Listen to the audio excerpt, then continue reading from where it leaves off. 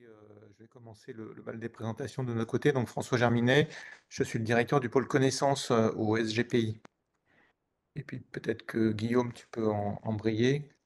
Jean-Ray, bonjour, Guillaume Landry, je suis conseiller pour l'enseignement supérieur et la recherche au sein du pôle connaissances du SGPI. D'accord. Il y a Fabrice Casadebet qui n'arrive pas à se connecter. Manifestement, on n'a pas Fabrice. Je sais pas, vous n'avez pas eu de problème pour vous connecter, Si, hein, les amis? Ah si? beaucoup, Ah en bon? fait, on doit télécharger l'application, on n'est pas WebEx, Ah mince. je sais pas comment dire, compatible, au ministère de la culture, pour l'instant, Oui, jusqu'à présent, en Jean- fait. Ah, ça a peut-être du coup posé des problèmes à certains.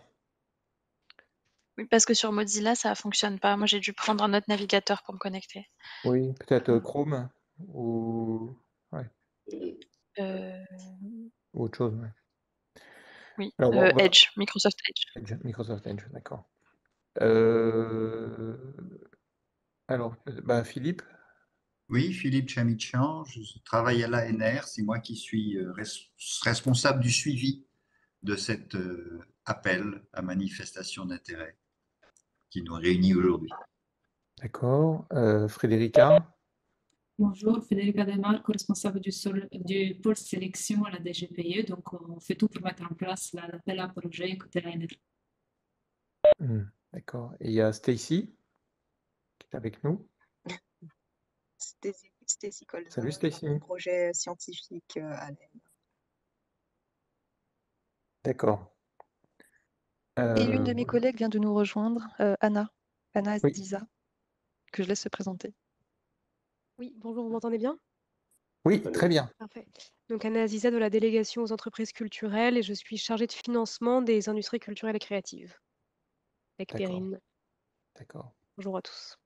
Très bien.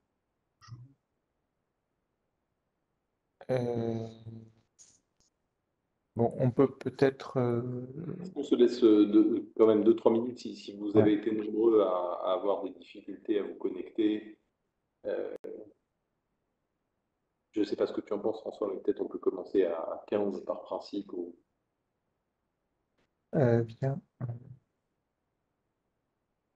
Oui, oui, oui, on peut attendre 2 minutes. Bien.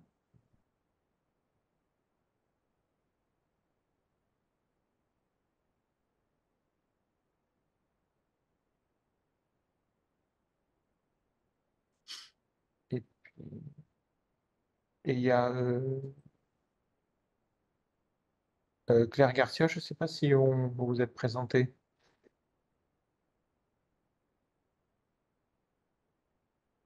Non, pardon. Bonjour, Claire Garcia. Je suis la coordinatrice de la recherche aux Beaux-Arts de Paris.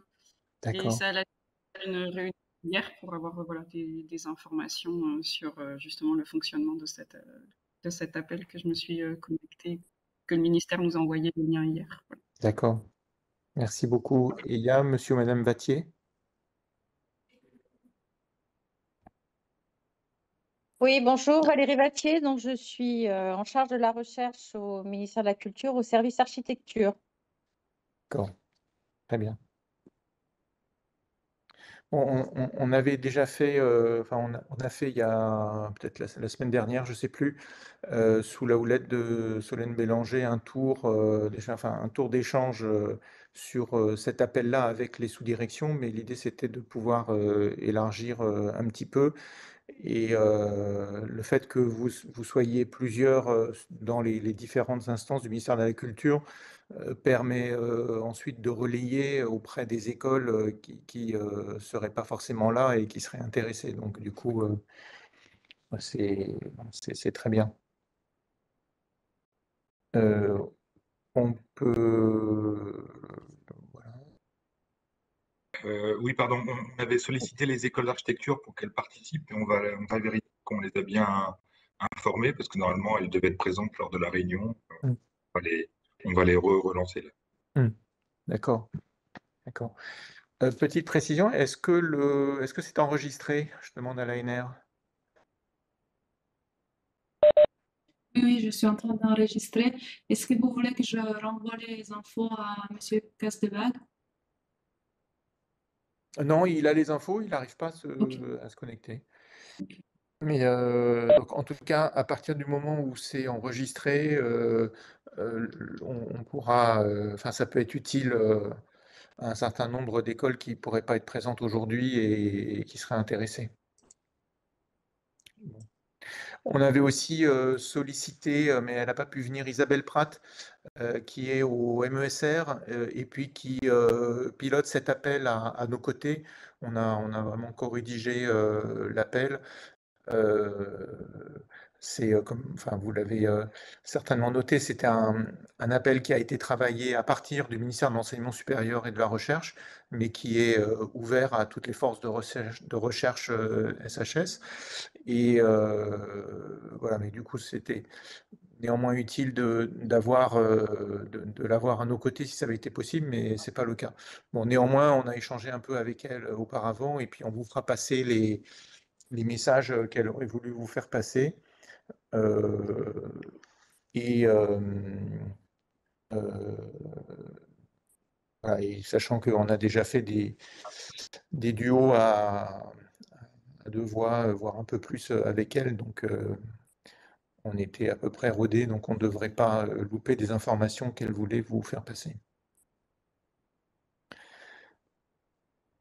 Voilà, donc on a à peu près fait ce qu'il fallait pour meubler. Ensuite, il faut que je vous chante une chanson ou que je vous raconte une histoire. Donc peut-être que c'est pas idéal et qu'on on va commencer. Et sachant que Fabrice n'arrive pas à se connecter. Bon, ben, c'est pas grave. Euh, euh, alors donc c'est un appel SHS qui a été à peu près sous cette forme-là annoncée par le président de la République le 7 décembre 2023. Euh, euh,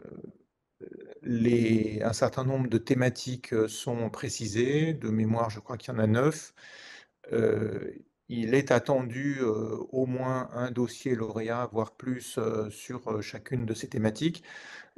Donc pas 4 ou 5 sur un domaine, mais peut-être 1, 2, maximum 3 sur une thématique. Et il est possible de répondre sur une thématique que le porteur définirait et qui ne serait pas explicitement dans la liste qui est indiquée dans l'appel.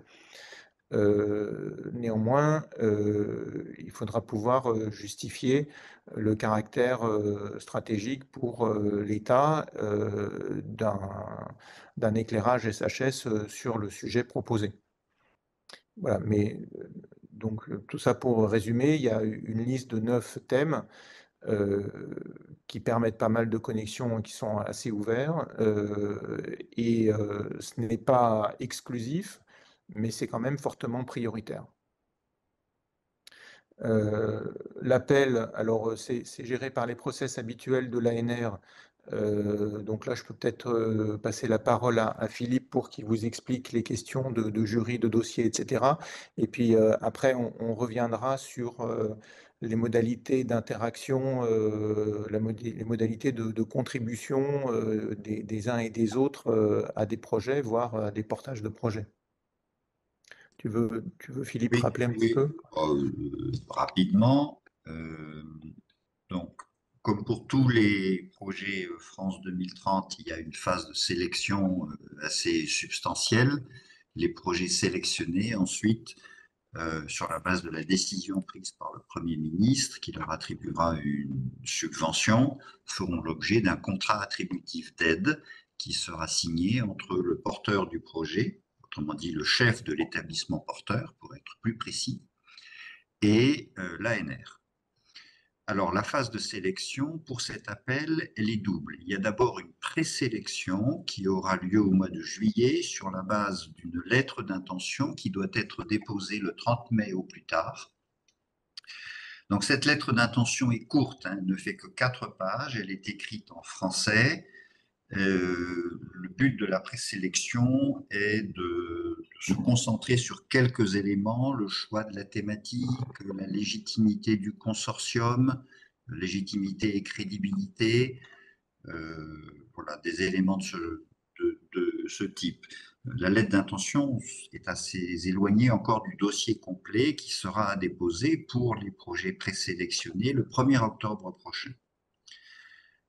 La présélection sera opérée par un comité ad hoc comprenant des représentants de l'État, du SGPI et du ministère de l'Enseignement supérieur et de la Recherche, et également la présidence du jury international. Lequel jury, lui, sera chargé d'évaluer les dossiers complets. Cette évaluation aura lieu au mois de novembre, sur la base du dossier déposé, bien évidemment, d'une audition également qui sera systématique pour tous les projets présélectionnés et qui résultera en un avis du jury. Cet avis sera transmis à l'État et l'État prendra sa décision, ainsi que je l'ai dit au début. Voilà, vraiment à très très gros traits. Peut-être un dernier mot sur le jury. Quand on dit international, c'est vraiment au sens strict qu'on l'entend, c'est-à-dire qu'il n'y aura aucun membre du jury qui exercera en France. International, ce n'est pas une question de nationalité, c'est une question de où est-ce qu'on travaille. Donc, tous les membres du jury sont des experts, des collègues, en fait, travaillant à l'étranger. Bon, voilà en quelques mots, je peux préciser évidemment tel ou tel aspect, mais... D'accord. Non, non, très bien. Il y a la notion d'établissement porteur et puis il y a les partenaires. Donc l'établissement porteur doit être un établissement public d'enseignement et de recherche. Il n'est pas dit que c'est un EPSCP ou un EPA, donc c'est ouvert. Tout ce qui peut rentrer sous la forme d'un établissement public d'enseignement et de recherche fonctionne, c'est-à-dire que, pardon pour la paraphrase, ça doit être public. Donc une association ou une fondation, ça ne marche pas. Même lorsque c'est une association d'acteurs publics ou d'établissements publics. Par exemple, un certain nombre de vos établissements sont dans des communes. Une commu associative, ça ne marche pas. Une commu sous forme de PSCP, ça marche. Ensuite, par enseignement et recherche, on entend réellement qu'il y a des étudiants qui sont inscrits. Donc ça a une action de formation et pas juste de soutien ou d'intérêt pour la formation. Donc il y a une action de formation et une action de recherche, donc avec des chercheurs dans l'établissement, des laboratoires, des écoles doctorales ou participation à des écoles doctorales. Et dans nos derniers échanges, là, Isabelle Pratt insistait sur l'importance d'avoir des labos, des écoles doctorales et des bonnes volumétries d'enseignants-chercheurs dans le projet qui est déposé. C'était un des attendus en particulier. Est également obligatoire le fait qu'un organisme national de recherche signe aux côtés du porteur. Voilà. Et donc là tout à l'heure vous avez évoqué le CNRS et donc voilà, ça c'est un organisme national de recherche. Il y en a d'autres comme l'INRAP, comme l'IFSTAR Gustave Eiffel, le CEREMA, l'IFREMER, le CIRAD, l'IRD, etc. Enfin, il y a beaucoup d'organismes de recherche qui peuvent venir à un moment donné partenaires d'un projet. Et puis, il peut y avoir d'autres partenaires, donc d'autres établissements publics, mais aussi des établissements privés à but non lucratif, comme des écoles associatives ou des think tanks ou des choses comme ça, ou des fondations autour de l'art, du patrimoine ou de ce que vous voulez, et également des entreprises, donc des établissements privés à but lucratif, donc des entreprises, par exemple, qui voudraient monter des chaires ou qui voudraient monter des laboratoires communs sur tel ou tel sujet dans le cadre du projet. Voilà. Mais donc les deux impératifs, c'est pour que ça soit éligible, hein, et la liste des ONR est donnée dans la FAQ, là, comme le dit Philippe. Donc c'est que ça soit porté par un établissement public d'enseignement de recherche et qu'il y ait au moins un ONR qui soit partenaire signataire, c'est-à-dire avec le PDG qui s'engage derrière. Donc ce sont toujours à ce niveau-là de ces deux institutions, les directeurs, directrices, présidents, présidentes, PDG de ces institutions qui s'engagent, c'est-à-dire c'est pas le labo où un professeur et son groupe de recherche, ou un professeur avec son équipe qui s'engage, c'est bien l'institution qui s'engage auprès de l'ANR dans le projet. Ensuite,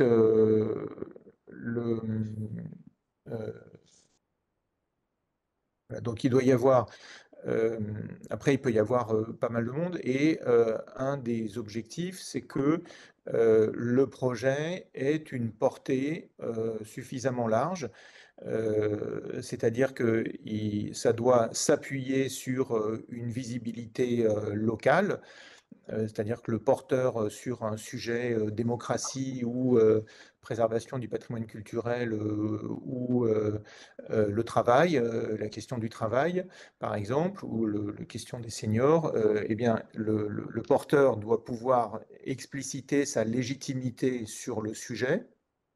Et une fois qu'il a fait cela, enfin, sa légitimité et le fait qu'il veuille en faire une des signatures de son établissement, il faut qu'il puisse expliquer qu'il a une capacité de mise en réseau plus large autour de lui. Ça peut être au niveau régional, voire encore mieux au niveau national. Donc il y a ces deux échelles qui sont importantes. C'est pas forcément facile à manier. Il y a l'échelle du site et de la signature de site avec le fait qu'on soit déjà reconnu, la reconnaissance sur le sujet, donc chercheur, nombre de thèses, etc. Et l'ambition que l'on porte sur le sujet, et la capacité à construire, à animer un réseau autour de soi sur ce sujet-là. Donc du coup, à nouveau, pour pouvoir animer un tel réseau, il faut bien sûr avoir une légitimité, sinon les autres vont vous dire bah, pourquoi toi et pas moi. Voilà, donc ça c'est le travail sur les deux échelles qui est aussi important et qui est un attendu. On demandera au jury de bien vérifier ça. Voilà. Et après, on peut en venir à la manière dont les écoles du ministère de la Culture peuvent interagir. Mais déjà, est-ce qu'à ce niveau-là, sur la manière dont un projet est organisé, vous avez des questions? Ou on poursuit? Poursuit? Voilà. Alors, dans nos échanges avec le ministère de la Culture et puis les différentes directions, on a imaginé trois types de niveaux d'implication. Il peut y en avoir d'autres, hein, mais en tout cas, ce sont les trois niveaux qui nous sont apparus. Le premier niveau, le plus simple, c'est que chaque école, en tant que telle, se rapproche du site universitaire sur lequel elle est, voit s'il y a un projet SHS qui est en cours de rédaction, et voit si cette école a quelque chose à apporter dans ce cadre, et puis du coup interagir avec le projet qui est porté par une université localement, donc à côté, ou bien une université plus loin avec laquelle on est en contact, mais peu importe, mais en tout cas déjà se rapprocher d'un porteur avec lequel on a des liens naturels. Le deuxième niveau, c'est d'avoir plusieurs écoles qui relèvent du ministère de la Culture, éventuellement de directions différentes, mais qui sont intéressés par un thème donné. Ça peut être par exemple la question des évolutions urbaines, de l'habitation, des transitions écologiques dans l'habitation. Ça peut être le sujet des démocraties, parce que, comme on se l'était dit la dernière fois, la première chose qu'un régime autoritaire qui arrive commence à faire, c'est bien justement de museler la question de la créativité et la culture en général. Donc, il est légitime que les forces vives sur le sujet puissent participer à un projet qui vise à éclairer les enjeux de démocratie. Voilà, c'est complètement naturel. Il peut y avoir des enjeux sur les géopolitiques et la manière dont la culture, l'interculturel et les arts dépassent les frontières et peuvent être des enjeux géopolitiques à la fois positifs ou négatifs, mais en tout cas, ça peut être des enjeux.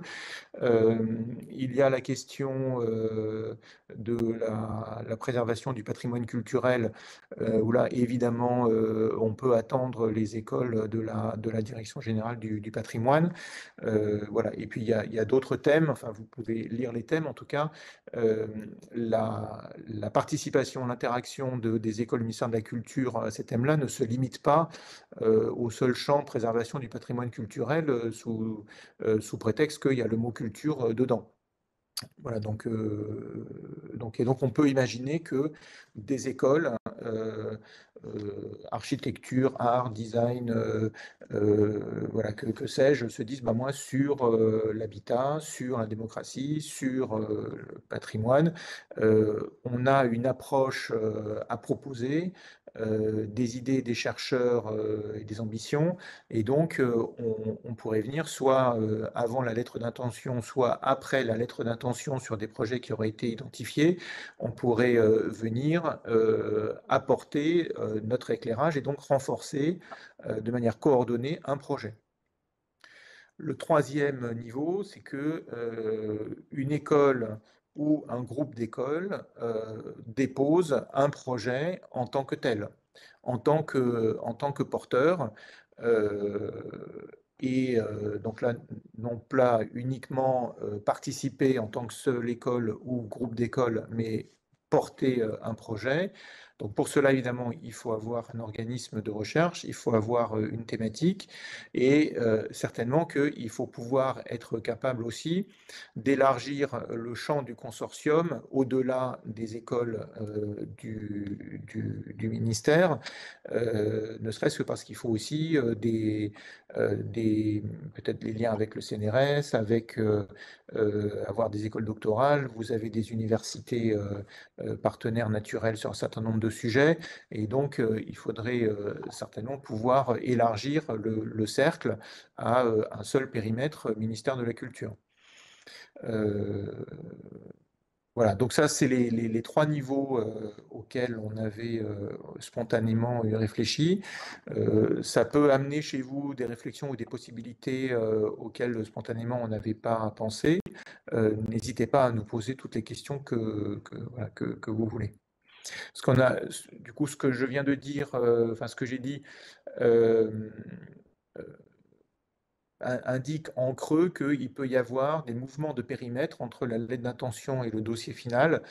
Je crois que Philippe l'a dit tout à l'heure, mais la lettre d'intention est une intention. Ce qui compte à la fin, c'est le dossier final. Et donc, il peut y avoir des fusions de projets ou rejoindre un projet en cours de constitution entre la lettre d'intention et puis le dossier final. Donc, c'est pas parce qu'au 31 mai, on n'a pas réussi ou l'occasion ne s'est pas présentée, on n'est pas dans un dossier, que c'est absolument mort et qu'on ne sera pas dans un dossier ensuite. Et dernier point, il n'est pas exclu, voire il est envisagé, qu'il y ait plusieurs vagues à ce programme-là, au moins deux. je dis pas il y aura 2 vagues parce que nous n'avons pas explicitement dit il y aura 2 vagues ou 3 vagues, comme d'autres projets pour lesquels c'était dit dès le départ. Néanmoins, il est dit dans le cahier des charges que là, on décrivait le calendrier d'une première vague, laissant sous-entendre qu'il pourrait y en avoir une autre. Ce qu'on dira au jury, c'est si les projets ne sont pas mûrs, lorsque vous avez des projets qui ne sont pas mûrs ou pour lesquels vous souhaitez voir des améliorations, vous n'êtes pas obligé de les valider tout de suite, vous pouvez attendre une vague 2. Et donc, on ne cherchera pas à bourrer absolument une première vague en répondant à tout. Maintenant, si dès la première vague, nous avons des copies parfaites sur chacun des thèmes attendus, bah, il y aura peut-être une décision de l'État pour s'arrêter là. Mais c'est quand même peu probable. Voilà, n'hésitez pas, Fabrice, Philippe, Guillaume, Frédéric, Stécie, à compléter. C'était très clair. Merci beaucoup, François. Et pardon pour mon retard. J'ai eu quelques difficultés à me connecter depuis le ministère de la Culture, pour le coup. Alors nous avons tenu tout le monde au courant de tes difficultés presque minute par minute.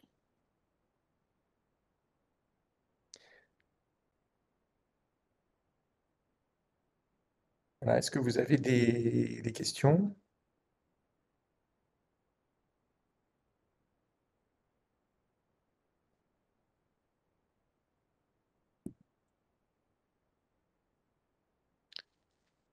Voilà, et je trouve que, je l'avais dit la dernière fois, je trouve pas complètement absurde que le ministère de la Culture, alors soit Solène, soit par le cabinet, vous ayez un temps d'échange avec le MESR sur votre participation, voire votre portage de projet, mais qu'en tout cas vous puissiez avoir un lien et que au-delà des échanges que nous avons, ils soient bien au courant de l'intérêt du ministère de la Culture et de ses écoles.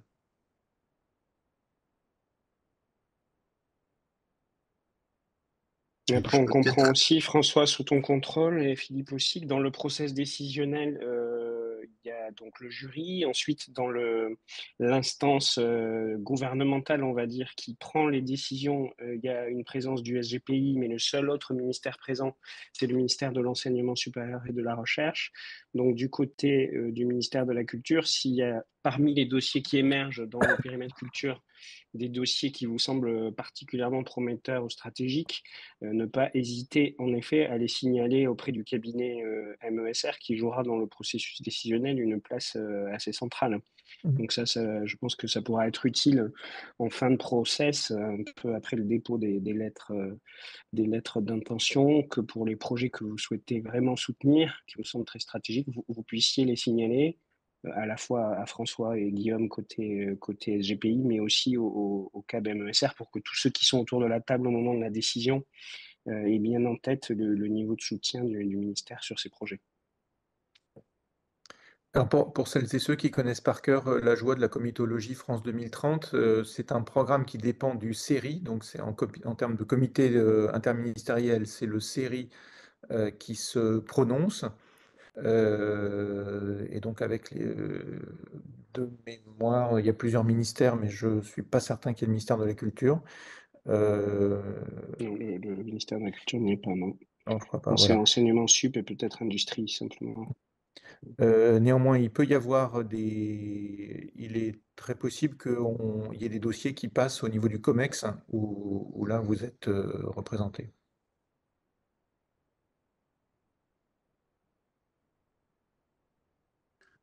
Bon, moi, je voulais ajouter deux éléments. D'abord, sur l'évaluation, les critères sont dans le texte de l'AMI, vous l'avez peut-être noté. Voilà, et ce seront ces critères-là qui seront utilisés aussi bien dans la phase de présélection que par le jury dans la phase de sélection. Et la deuxième chose, c'est que pour nous, là, en termes de discipline, quand on dit SHS, qu'est-ce qu'on veut dire exactement en fait? C'est pas complètement clair toujours. Pour nous, SHS, ce sont les disciplines qui sont présentes dans les panels de l'ERC, European Research Council, dans la partie SH, c'est-à-dire Humanities and Social Sciences. Et notamment, j'attire votre attention, on vient de s'en rendre compte, ou à peu près, donc encore tout frais, la définition des panels a été modifiée cette année pour introduire un nouveau panel, le panel SH8, qui s'appelle en anglais, enfin dans mon anglais, Studies of Cultures and Arts. Et c'est le panel qui est le panel d'intérêt privilégié pour votre ministère, enfin pour le ministère de la Culture, bien évidemment. C'est là qu'on retrouve l'architecture, les arts, etc. Voilà. Et donc, il n'y a aucun, si jamais la question est posée, il n'y a pas de question sur la légitimité des disciplines de vos établissements à être présentes dans les réponses à l'AMI.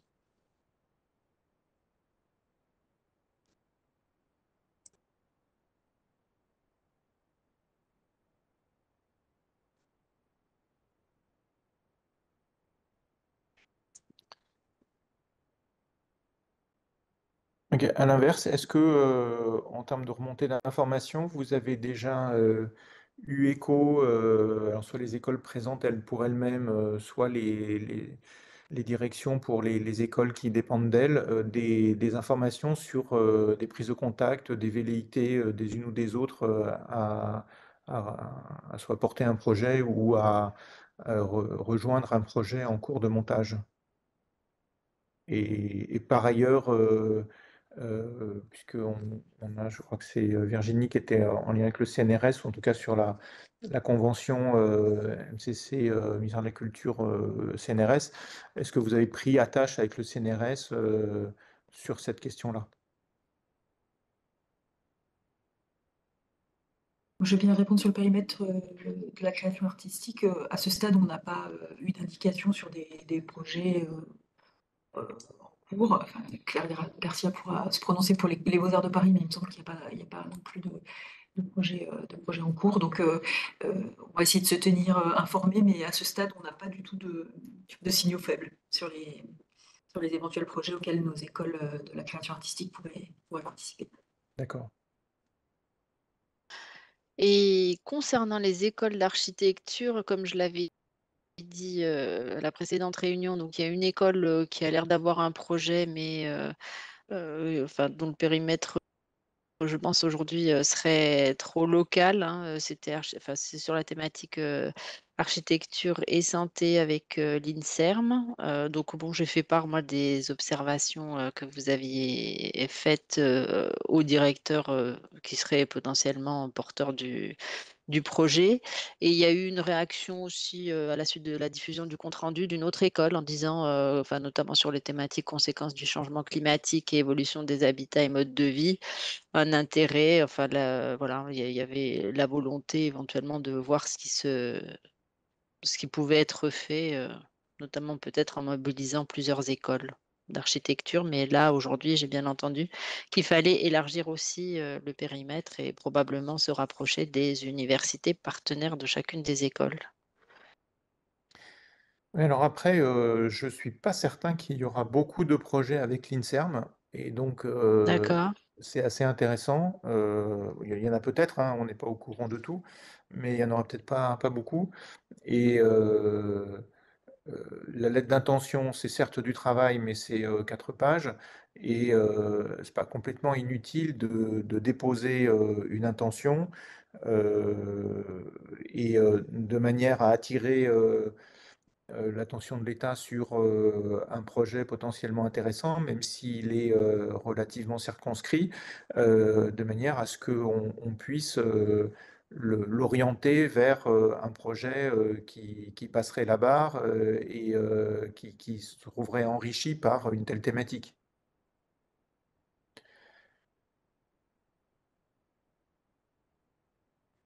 Bon, je ne suis pas pour l'autocensure en général. Mais, voilà, architecture et santé, urbanisme, bah, ça peut peut y avoir plusieurs éléments dedans. Il peut y avoir des éléments de prévention qui sont un des thèmes que l'Agence de l'innovation en santé est en train de pousser fortement. Ça peut aussi être l'architecture des espaces de santé, je ne sais pas. Donc, je ne sais pas exactement ce que recouvre le projet, mais il peut y avoir des enjeux sur l'impact de l'architecture, de l'urbanisme, des mobilités, etc., sur la santé qui serait intéressant à travailler. C'était effectivement plutôt ce Oui, c'est intéressant. ce premier thème.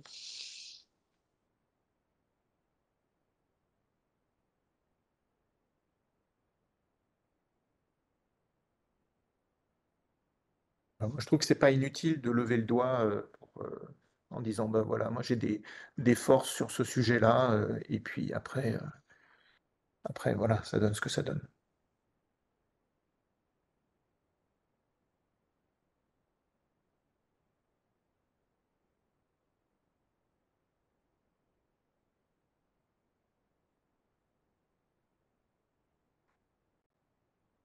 Est-ce qu'il y a d'autres souhaits de prise de parole, d'autres questions?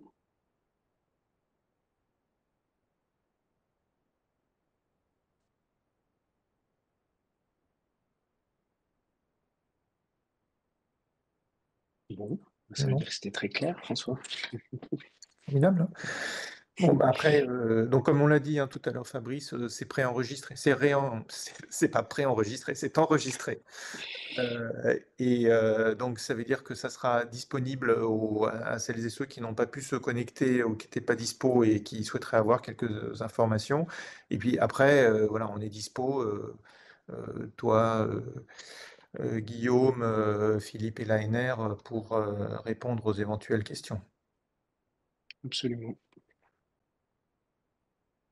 Oui, avec là aussi peut-être deux petits éléments. D'abord, il y a une foire aux questions qui est publiée sur le site de l'ANR, qui est déjà relativement fournie. Enfin, toutes les questions les plus fréquentes qui nous ont été remontées ont une réponse dans cette FAQ.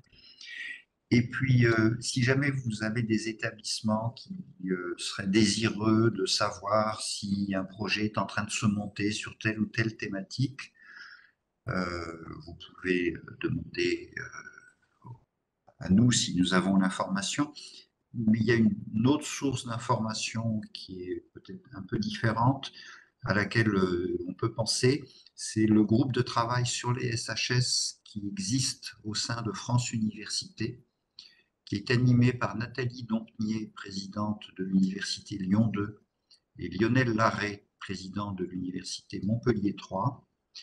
Et ce groupe de travail s'est emparé du sujet de l'AMI et ils essayent, à leur niveau, avec leurs moyens, de collecter un certain nombre d'informations.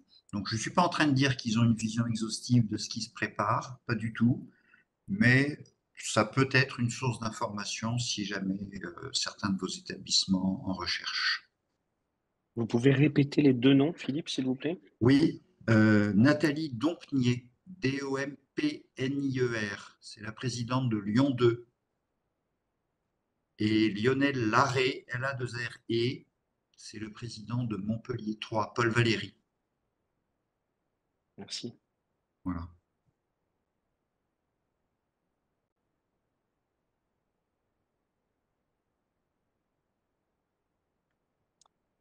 Eh bien, j'ai l'impression qu'on s'est dit l'essentiel. Merci, merci à tous, merci à l'ANR pour l'organisation de ce webinaire. Et merci François et Guillaume pour votre disponibilité. À très bientôt à tous. Merci, au revoir. Merci.